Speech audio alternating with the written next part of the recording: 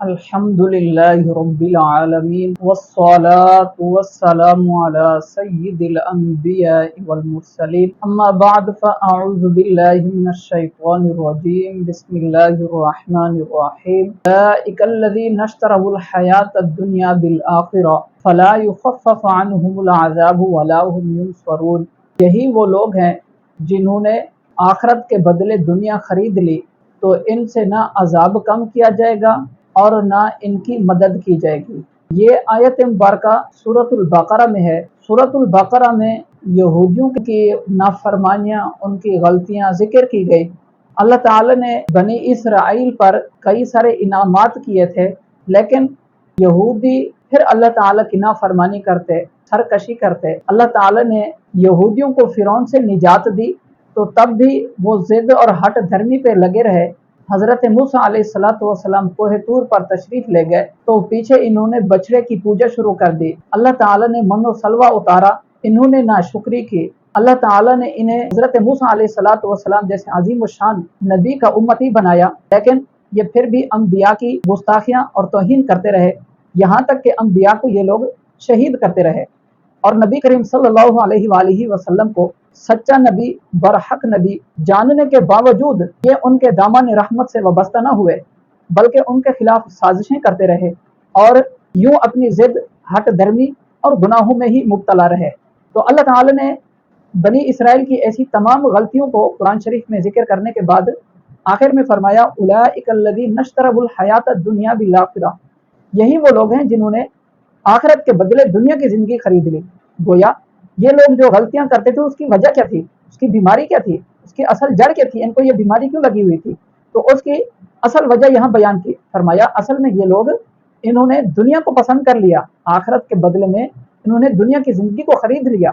تو اب اس کا نتیجہ، اس کی سزا انہیں کیا ملے گی؟ اس کی سزا انہیں یہ ملے گی کہ نہ تو ان سے عذاب کم کیا جائے گا اور نہ ان کی مدد کی جائے گی۔ تو آخرت میں، قیامت میں عذاب کم ہو جانا، ہلکا ہو جانا، یہ بھی ایک نفع بخش ہے۔ ابو لہب مر گیا تو کسی نے خواب میں اس کو دیکھا، پوچھا کیا گزری؟ کہا کہ تم سے بچھڑنے کے بعد مجھے کوئی بھلائی نہیں ملی سوائے اس کے کہ انگوٹھے سے مجھے کچھ پینے کو دیا جاتا ہے۔ وہ نبی کریم صلی اللہ علیہ وآلہ وسلم کی ولادت کی خوشی میں اس نے حضرت سویبہ اس کو اس نے آزاد کیا تھا، تو اس شکرانے کے طور پر جو اس نے کیا تھا خوشی میں، اس پر اس کو یہ فائدہ ہو رہا تھا۔ تو مطلب یہ ہے کہ ابو لہب جو کافر تھا اس کے عذاب میں کمی ہو جاتی پیر کے پیر، اور اس کو بھی فائدہ ہو رہا تھا، لیکن یہودیوں کے بارے میں فرمایا ان کے عذاب میں کوئی کمی نہیں ہوگی، اور انہیں جو سزا ملے گی، انہیں جو عذاب دیا جائے گا، وہ عذاب بھی ان سے ہلکا نہیں کیا جائے گا اور ان کی مدد بھی نہیں کی جائے گی۔ اور اللہ تعالی نے جہاں یہ آیت مبارکہ ذکر فرمائی تو یہ بالکل برحق ہے۔ حدیث شریف میں ایک واقعہ ذکر کیا گیا ہے، نجران کے علاقے میں بنی اسرائیل کے لوگ رہتے تھے۔ ان لوگوں کا ایک بار وقت نبی کریم صلی اللہ علیہ وسلم کے پاس مدینہ منورہ آیا، تو اس علاقے کے مذہبی پیشوا جو تھے ان میں سب سے بڑا جو پیشوا تھا وہ مذہبی پیشوا ابو حارثہ اس کا نام تھا، اور اس کے ساتھ اس کا بھائی بھی عرض بن علقمہ وہ بھی اس کے ساتھ تھا۔ یہ لوگ جب سفر کر رہے تھے، آ رہے تھے اپنے وقت کے ساتھ، تو ابو حارثہ کے بھائی اس نے نبی کریم صلی اللہ علیہ وسلم کی توہین کرنا شروع کر دی، کچھ گستاخی کے الفاظ کہے۔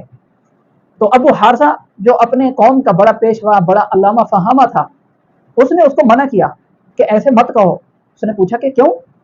اس نے جواب دیا کہ محمد صلی اللہ علیہ وسلم سچے نبی ہیں، یہ وہی نبی ہیں جن کا ہم صدیوں سے انتظار کر رہے ہیں۔ تو اس نے کہا کہ جب وہ سچے نبی ہیں تو ہم کلمہ پڑھ کے مسلمان کیوں نہیں ہو جاتے؟ ابو حارثہ نے جواب دیا کہ شاہ روم سے ہمیں عہدے ملے ہوئے ہیں، شاہ روم سے ہمیں منصب ملا ہوا ہے، وہاں سے ہمیں آمدن ملتی ہے، تو وہ بند ہو جائیں گے اگر ہم نے کلمہ پڑھ لیا۔ سارے وہ نذرانے جو ہمیں ملتے ہیں، وہاں سے ماہانہ آمدن جو ملتی ہے وہ بند ہو جائے گی۔ تو اب یہاں پر یہ دیکھیں، ابو حارثہ جو جانتا تھا، جاننے کے باوجود کلمہ پڑھ کے اسلام میں داخل نہ ہوا، بلکہ اس نے دنیا کی دولت کو ترجیح دی، دنیا کے مال و دولت کو ترجیح دی، ایمان کو ترجیح نہیں دی، آخرت کے لیے اس نے اسلام کو قبول نہیں کیا۔ اسی طرح کعب بن اشرف، یہ بھی یہودیوں کا ایک بڑا مشہور آدمی تھا اور عالم بھی تھا، مالدار بھی تھا۔ کعب بن اشرف، اس کا ذکر کتابوں میں کئی جگہ ہے۔ تو ایک بار یہ بھی اپنی قوم کے आलमों के साथ बैठा था, यहूदियों के जो उलमा थे उनके साथ बैठा था, और इनके आपस की निजी मजलिस थी। इसने उनसे पूछा कि मोहम्मद सल्लल्लाहु अलैहि वसल्लम के बारे में तुम्हारी राय क्या है? तो उन्होंने कहा कि वो बिल्कुल बरहक सच्चे नबी हैं।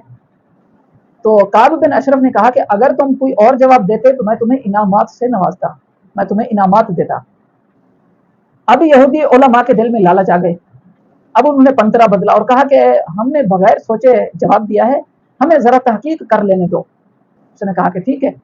ये लोग यहाँ से निजी मजले से उठे और तौरात शरीफ को उठा के इसमें उसने वहाँ जहाँ नबी करीम सल्लल्लाहु अलैहि वसल्लम के औसाफ लिखे हुए थे, आपकी खूबियाँ, आपकी तारीफ, आपकी नात लिखी हुई थी, इन्होंने उसको वहाँ बदल दिया। और जहाँ दज्जाल के बारे में जिक्र था, दज्जाल वाली बातें इन्होंने नबी पाक सल्लल्लाहु अलैहि वसल्लम पे चस्पा कर दी, उसको यानी इन्होंने बदल दिया। तो अब काब बिन अशरफ ने जब उसे मालूम हुआ तो उसने इनको नकदी कुछ दी और चादरें इनको नवाज दी। अब अंदाजा लगाओ, ये काब बिन अशरफ के उलमा यहूदी और अबू हारसा, इन्होंने क्या किया? दुनिया के बदले में, दुनिया के मालो दौलत के बदले में आखिरत को छोड़ दिया। अल्लाह ताला इरशाद फरमाते हैं, यही वो लोग हैं जिन्होंने आखिरत के बदले दुनिया की जिंदगी को खरीद लिया। इनसे ना तो अजाब कम किया जाएगा और ना ही इनकी मदद की जाएगी। आखिरत बहुत बड़ी चीज है, आखिरत बहुत बड़ी चीज है। अल्लाह ताला कुरान शरीफ में इरशाद फरमाता है कि जिसने दुनिया को पसंद किया और आखिरत को छोड़ दिया उसके लिए जहन्नम है। फरमाया वआखिरल हयात दुनिया, जिसने आखिर दुनिया की जिंदगी को पसंद किया, फ़इन्नल जहीम हियल मअवा, उसका ठिकाना जहीम है। जहीम जहन्नम में एक खास वादी है। तो फरमाया जहन्नम में उसका ठिकाना है। जहन्नम की वो भी एक स्पेशल वादी जो बाकी वादियों से हर एक के अलग अलग, जैसे आज दुनिया में हम देखते हैं कि कोई बहुत बड़ी कंपनी फैक्ट्री होती है, उसमें मुख्तलिफ डिपार्ट बने होते हैं। तो जहन्नम में मुख्तलिफ वादियाँ होंगी, मुख्तलिफ अजाबात होंगे, मुख्तलिफ कुफार जो होंगे वो मुख्तलिफ वादियों में, मुनाफिक अलग वादी में, दूसरे दर्जे के काफिर अलग वादी में, मुशरिक अलग वादी में, यहूदी अलग वादी में, तरह तरह के वहाँ पे वो वादियाँ बनी हुई हैं, वहाँ उनके अजाबात दिए जाएंगे। तो अल्लाह पाक ने इरशाद फरमाया कि जो लोग दुनिया की जिंदगी को पसंद करते हैं, दुनिया की जिंदगी को तरजीह देते हैं, उनका ठिकाना जहन्नम है। उनका ठिकाना क्या है? उनका ठिकाना जहन्नम है। अल्लाह ताला हमें हुक्म देता है कि दुनिया की बजाय तुम आखिरत को पसंद करो, आखिरत बेहतर रहने वाली है, आखिरत की तैयारी करो। कुरान शरीफ में इरशाद फरमाया बल तुसिरूनल हयात दुनिया, बल तुसिरूनल हयात दुनिया वल आखिरतु खैरुम व अबका, तुम तो दुनिया की जिंदगी को पसंद करते हो जबकि आखिरत हमेशा रहने वाली है और बाकी है, बेहतर है। आखिरत बेहतर है दुनिया के मुकाबले में। और फिर फरमाया इन्ना हाज़ा लफी सुहुफिल ऊला, सुहुफ इब्राहीम व मूसा, कि ये पहले सहीफों में भी बात जिक्र की गई है, इब्राहीम और मूसा के सहीफों में भी ये बात जिक्र की गई है। कौन सी बात?